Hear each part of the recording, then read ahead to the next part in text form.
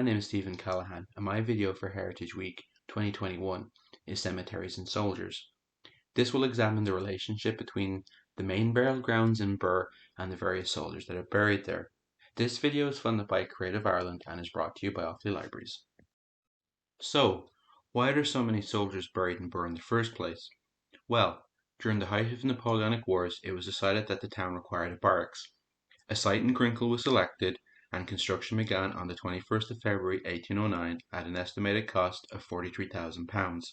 The barracks was complete in 1812, and by 1837 it was recorded as being able to accommodate 48 officers, 1,100 men, and 15 horses, with space in a station hospital for 100 patients, though these numbers could be doubled during a time of war.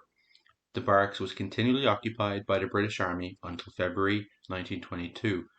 During that time, several hundred soldiers, their wives, and children died from various illnesses, accidents, and even murder. We can find out who some of these soldiers were who died while stationed in the barracks by examining primary sources. An excellent resource is the Church of Ireland parish records, which lists the various burials. Some of these records will list the soldier's name, the regiment they were in, and the date of burial. Unfortunately, there are no similar records for the Catholic Church in Birr. Initial military burials took place in St. Brendan's old graveyard. This is the oldest burial ground in Birr and has been in use for many centuries. By the time the barracks was constructed, the cemetery was becoming full, and by the 1850s the churchyard was described as the old churchyard cannot be dug up for opening a grave without human remains being exhumed and cast about. This is horrible and revolting, and it cannot be denied that it is a disgrace to civilization. In addition to early military burials from the barracks, St. Brendan's also contains burials which predate it, and this is one such example to Sergeant Major Thomas King of the Wicklow Regiment of Militia, who died in April 1799, the militia having arrived in Birr that March. The militia was formed in 1793 after the Irish Militia Act was passed by Irish Parliament. It's likely that Thomas was an initial member of the militia and rose to the rank of Sergeant Major. It's also likely that he took part in the 1798 rebellion, as the Wicklow militia was involved in its suppression. As alluded to earlier, some soldiers were murdered. One such murder case was that of Adjunct Robertson McKay of the 5th Fusiliers, who was murdered by Private George Dewby. In 1840, the 5th Fusiliers took up quarters in Birr Barracks, having moved there from Galway. On the 11th of August 1843, around 4:30 p.m., Adjunct Robertson McKay was drilling his men on the parade ground. Private George Dewby asked could he be excused from drill. He was granted leave and proceeded to the nearby quarry, where he drew a cartridge from his ammunition pouch and loaded his musket. Upon his return, he stood within several feet of McKay and shot him. Dewby immediately gave himself up and said, "I give myself up, I don't want to run." McKay's dying words were reportedly, "See home the men." McKay had been a career soldier, born in 1806 in Sutherland, Scotland. He was married to Margaret Coates and had 5 children. Margaret was pregnant at the time of his murder and gave birth on the 27th of February 1844.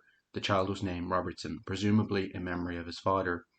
McKay was interred in St. Brendan's on the 13th of August 1843, the ceremony being performed by Reverend Marcus McCausland. The motive for their shooting was due to excessive drilling and heavy marching orders that McKay had put the men through. It was noted that Dewby had said that he might as well be hung as killed by a drill. He was handed over to the police and brought to Tullamore. During his trial, other men agreed that the severity of McKay's drilling. Dewby was found to be sane, and witness stated that he was of good character. The only words he said in his defence in his trial was "drill was the cause." It is interesting to note that there was previously an inquest to a sudden death of a soldier in Birr Barracks. The jury had found that the soldier had died from excessive drilling. The jury found in the case of Robertson McKay that the majority of the men of said regiment are both murmuring at the suffering from the drills and parades which they have daily to undergo. It was hard to imagine what daily drilling and parading would do to someone, and no doubt would be aggravated by extremes in weather. Dewby was found guilty and sentenced to death by hanging. Robert Goodbody of Tullamore befriended Dewby, being sympathetic to his case. Robert was a member of the grand jury and was on the board of superintendents for the jail, and a jail visitor.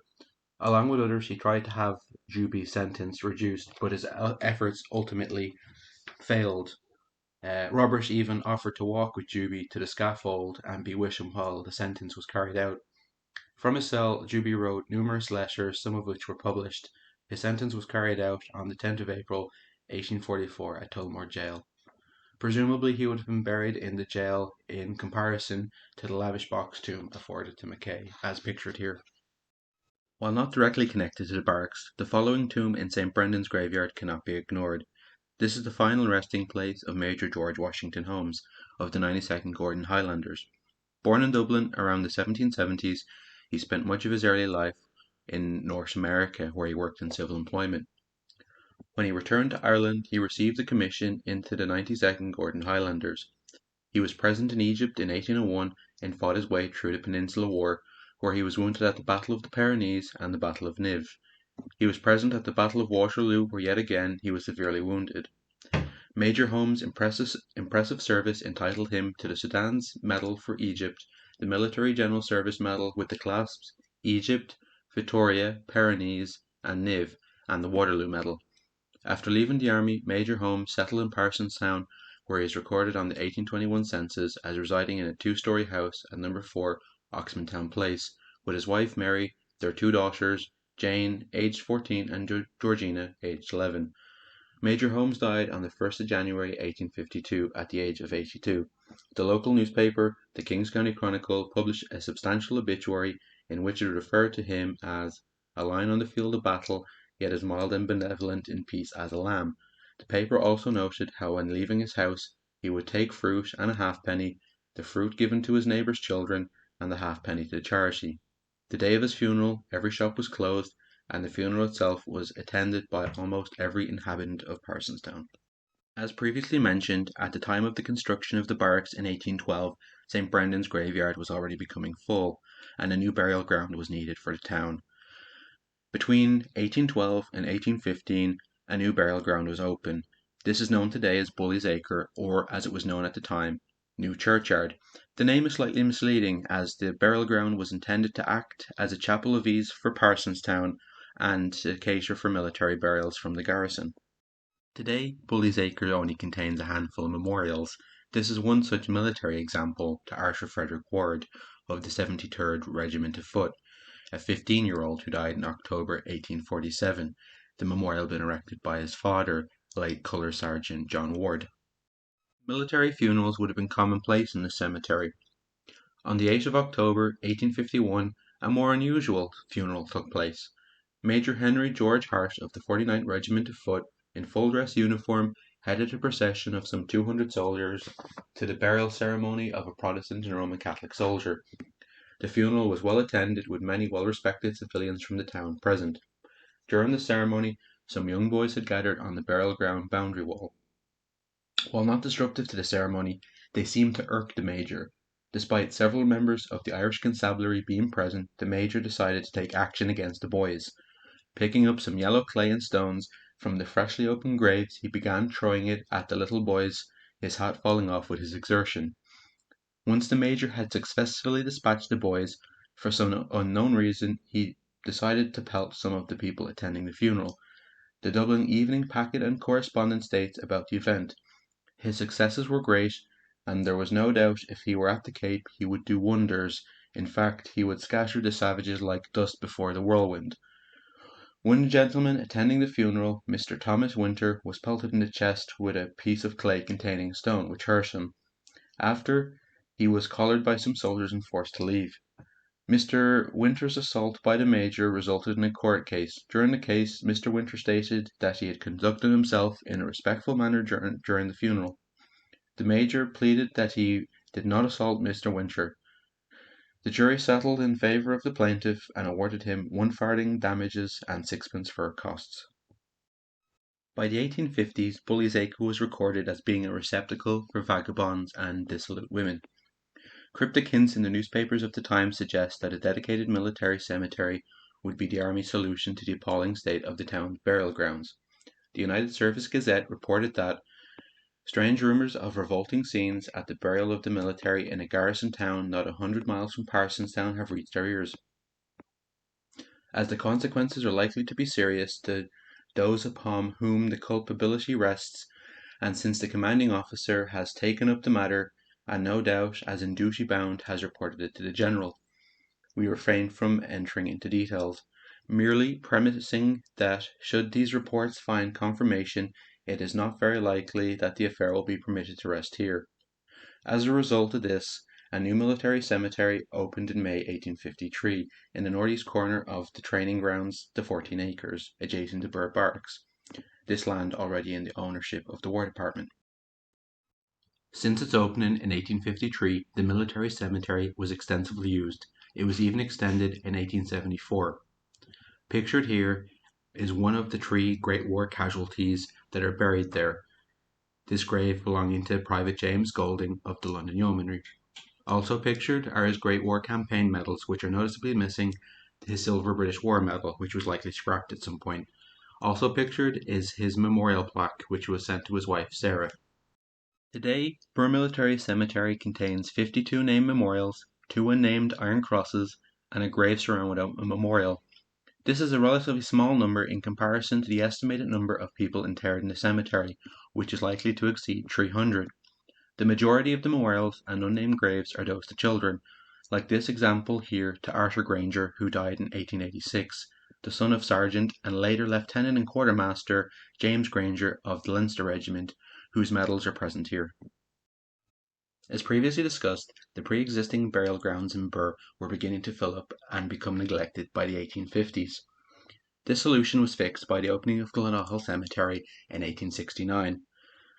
The cemetery inevitably saw use by the military, but prior to the extension of the military cemetery in 1874, Major Arthur Tillard, Storer of the Royal Engineers, wrote to the Burial Board of Parsonstown asking if there would be any objection to the use of the town's new cemetery at Clonagh, which was on land granted by Lord Ross, for the use of the military, and if so, what would the fees be? Mr. Byrne, a commissioner of the burial board, refused the request, stating that it would fill up the burial ground far too soon. Further discussion was postponed for a fuller attendance of the committee, which, when reconvened, approved Major Storer's request. The scale of the charges was sent to him by Mr. Barrow.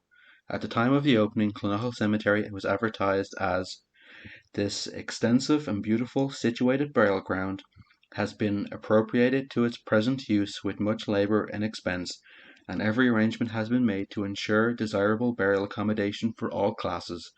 The ground has been divided into 2 plots to afford separate accommodation for Protestant and Roman Catholic interments."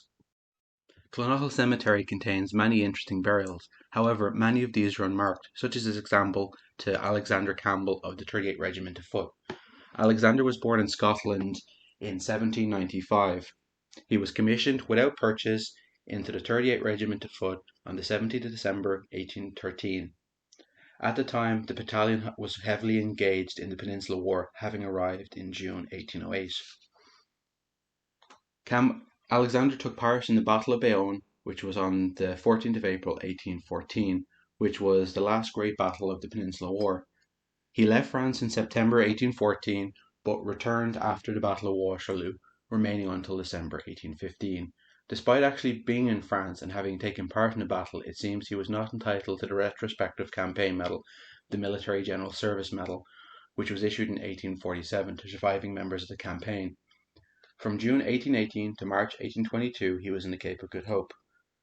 The regiment later took part in the First Burma War of 1824 to 1826, which resulted in British victory and the beginning of British rule in Burma. His service would entitle him to the retrospective campaign medal, the Army of India Medal with the clasp Ava, which was issued in 1851. Alexander was promoted to captain without purchase in September 1828. He remained with his regiment in Bengal until December 1829. After serving in India, the regiment remained in England and Ireland until 1840. While at home, he married Barbara Eliza Perry, the widow of Captain J. P. Perry, 38 Foot, in St. Paul's Church, Dublin, on the 18th of December 1833. The 38 Foot later served on Greek islands in 1840. In 1841, Alexander was promoted to brevet major, and then in March 18 43 moved to Gibraltar with his regiment. Major Campbell retired from the army on full pay on the 24th of March 1844. He moved to Birr sometime around or before 1854, as he is listed on the 1854 Griffith's evaluation. Slater's Directory of 1870 lists him in John's place.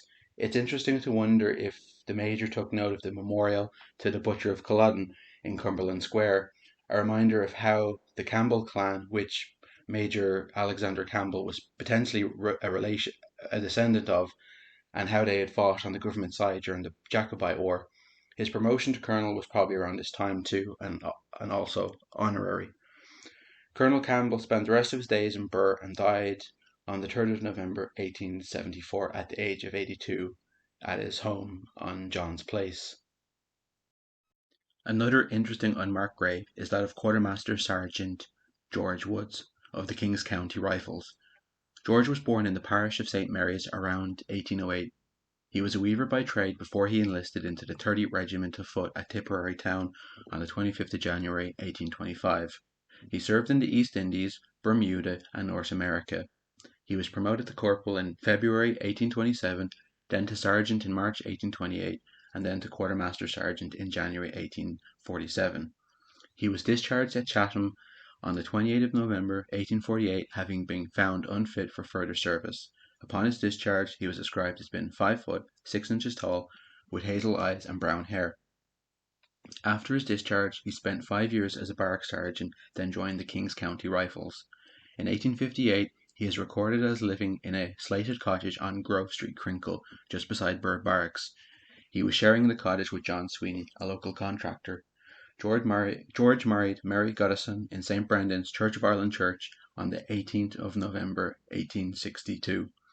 George is listed as a widow. His profession, Quartermaster Sergeant of the King's County Rifles.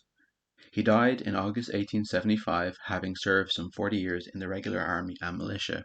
Pictured here is his Meritorious Service Medal, which he received in 1847. The use of Clonaughel Cemetery overlapped with the use of the military cemetery.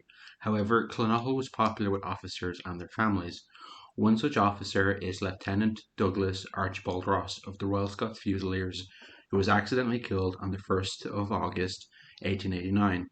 Douglas was the son of Lieutenant Colonel John Stephen Ross and Helen Sophia Ross. He was born in India on the 18th of June 1865 and was baptized at Fyzabad on the 30th of July. John Stephen was in the Madras Staff Corps and was Deputy Commissioner of Gondan, India. The 1801 census records Douglas with his parents as living on Queen's Road, Shankill, Isle of Wight. His father was noted as retired from the army. Douglas attended Dulwich College, London. Afterwards, in 1885, he enrolled in Sandhurst Military College for officer training. On his graduation, he was commissioned as a lieutenant in the Devonshire Regiment, Vice J. Bailey, on the 30th of January 1886. On the 10th of March 1886, he was transferred to the Royal Scots Fusiliers. In 1888, the Royal Scots Fusiliers arrived in what would be their home for the next year and a bit, Birr Barracks. In their spare time, officers would indulge in hunting and other pastimes. It was while on one of these trips that Lieutenant Ross's accidental shooting would occur. On the 1st of August, Lieutenant Ross and Lieutenant C.M.G. Godfrey had decided to go duck hunting for the day on Loch Derg near Portumna, County Galway.